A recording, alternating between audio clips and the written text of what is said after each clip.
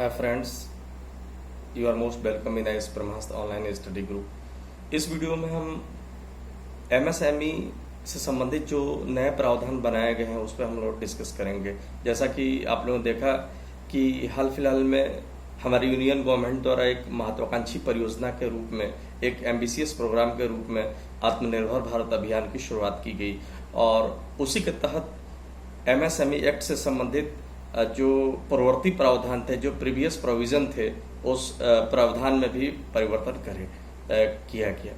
तो MSME act के संदर्भ में हम बता दें कि जिसे आम बोलचाल की भाषा में स्मॉल इंडस्ट्री या लघु उद्योग भी कहा जाता है, इसके बारे में हम बता दें कि 2006 के पहले हमारे देश में MSME micro small and medium enterprises मतलब सूक्ष्म लघु और मध्यम उद्यम उपक्रम के संदर्भ में कोई औपचारिक या वैधानिक प्रावधान नहीं था, बल्कि अलग अलग इकोनॉमिस्ट या अलग अलग स्कॉलर अपने अपने तरीके से इसको परिभाषित करते थे।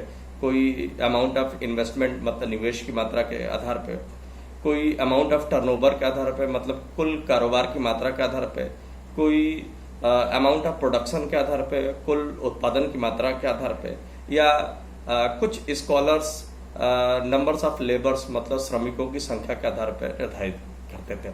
लेकिन 2006 में micro small and medium enterprises को एक फॉर्मल या लीगल रूप देने के लिए हमारे पार्लियामेंट में एक कानून बनाया गया 2006 में, medium small and medium enterprises act 2006 मतलब सूक्ष्म लघु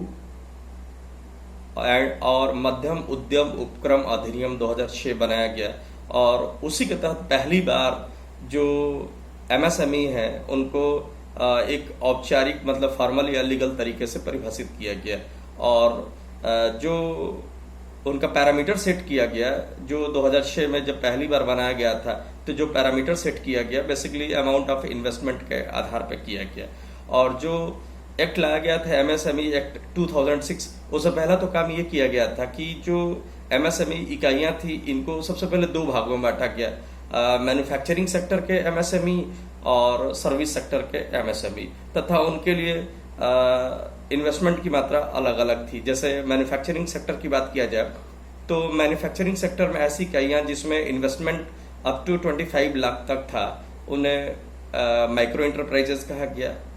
इसी तरह से मैन्युफैक्चरिंग सेक्टर में ऐसी इकाइयां जिसमें इन्वेस्टमेंट 5 करोड़ तक था उनको लघु उद्योग के तौर पर शामिल किया गया और जिसमें 10 करोड़ तक इन्वेस्टमेंट की मात्रा थी उनको मध्यम उपक्रम के रूप में शामिल किया गया। उसी तरह से जो सर्विस सेक्टर के एमएसएमईज थे उसमें जिसमें 10 लाख तक इन्वेस्टमेंट की मात्रा थी उनको माइक्रो या सूक्ष्म कहा गया, जिसमें 2 करोड़ तक इन्वेस्टमेंट की मात्रा थी उसे स्मॉल या लघु कहा गया, तथा जिसमें 5 करोड़ तक इन्वेस्टमेंट की मात्रा थी उसको मध्यम उपक्रम के तौर पर किया गया। और मतलब ये जो शुरू में लाया गया था 2006 में एमएसएमई एक्ट, उसमें हमने बताया कि इन्वेस्टमेंट क्राइटेरिया किस तरह से था। हाल फिलहाल में जो एमएसएमई से संबंधित प्रावधानों में परिवर्तन किया गया उसमें दो बड़े परिवर्तन किए गए। पहला परिवर्तन तो ये किया गया कि एमएसएमई एक्ट 2006 में जो सर्विस सेक्टर और मैन्युफैक्चरिंग सेक्टर के जो इंटरप्राइजेस थे उनको जो सेपरेट किया गया था ये वाला अंतर समाप्त कर दिया गया। अब सीधे सीधे एमएसएमई कहा जाएगा। और इसके अलावा दूसरा मुख्य परिवर्तन ये किया गया कि 2006 में जो क्राइटेरिया तय किया गया था वो केवल इन्वेस्टमेंट के आधार पर था, लेकिन जो रिसेंट चेंज किया गया आत्मनिर्भर भारत अभियान के तहत उसमें इन्वेस्टमेंट के साथ साथ टर्नओवर को भी आधार माना गया। और इस तरह से यदि माइक्रो सेक्टर की बात करें तो उसमें अमाउंट ऑफ इन्वेस्टमेंट 1 करोड़ तक और टर्नओवर की मात्रा 5 करोड़ तक। स्मॉल इंडस्ट्री की बात करें तो उसमें अमाउंट ऑफ इन्वेस्टमेंट 10 करोड़ तक और टर्नओवर की मात्रा 50 करोड़ तक। उसी तरह से मीडियम इंटरप्राइजेस की बात करें तो उसमें अमाउंट ऑफ इन्वेस्टमेंट 50 करोड़ तक तथा टर्नओवर की मात्रा 200 करोड़ रुपया तक। हालांकि ये काफी जरूरी भी था क्योंकि जो एमएसएमई एक्ट लाया गया था जिसमें इन्वेस्टमेंट के आधार पे इकाइयों को बांटा गया था, वो लाया भी 14 साल हो गया था।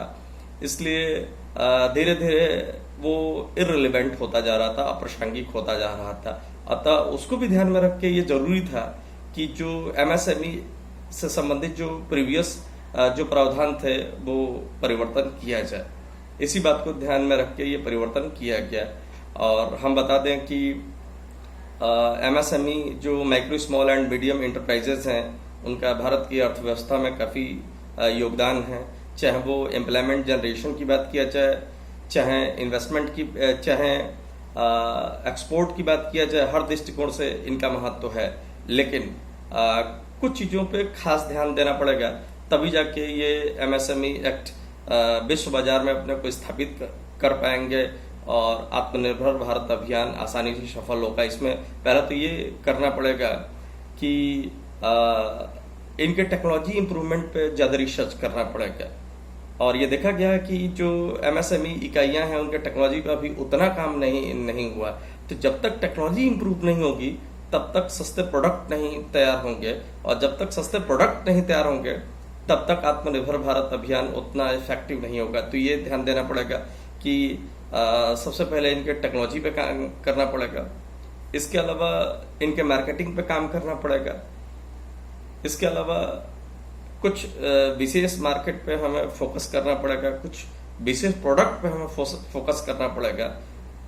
तब जाके हम जो हमारे देश में micro small and medium enterprises है उसे भारत के विकास के इंजन के तौर पे स्थापित किया जा सकता है। और साथ ही साथ जो एक एम्बिशियस प्रोग्राम के तहत जो आत्मनिर्भर भारत अभियान है उसको एज अ कंक्रीट फॉर्म वास्तविकता में परिणित भी किया जा सकता है।